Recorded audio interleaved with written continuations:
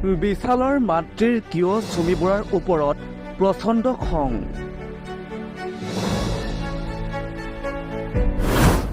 অৱশেষত বিশালৰ মাতৃৰ ভাষ্যই কঁপালে সমগ্ৰ অসম। কাৰ প্ৰৰোচনাত পৰি বিশালে এনে কাণ্ড কৰিলে সকলো ক'লে মাতৃয়ে।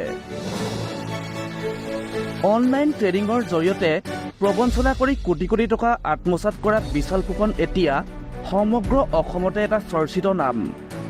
কিন্তু এই 22 বছৰীয়া কম বয়সীয়া যুৱকজনৰ পঢ়া শুনাৰ লগতে সংগীত জগততো আছিল অগাধ প্ৰতিভা।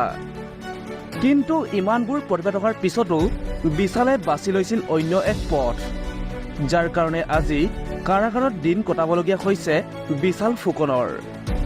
কিন্তু ইমান কম বয়সতে বিশালৰ এনে দুৰ্দশা দেখি মাকে আজি শুকুকাই কান্দিছে। মাতৃয়ে কান্দি কান্দি কৈ গ'ল, বিশালে কেতিয়াও নিজে এনে কাম কৰিব নোৱাৰে। বিশালক প্ৰবঞ্চনা কৰি জালত পেলালে, কিয়নো বিশালৰ সদায় এটাই সপোন আছিল, এজন ভাল গায়ক হোৱা। কিন্তু চুমি বৰাৰ সৈতে সম্পৰ্ক স্থাপনৰ পিছতেই বিশালৰ এনে দুৰ্দশা হ'ল বুলি আজি মাতৃয়ে সংবাদ মাধ্যমৰ আগত কান্দি কান্দি কৈ গ'ল।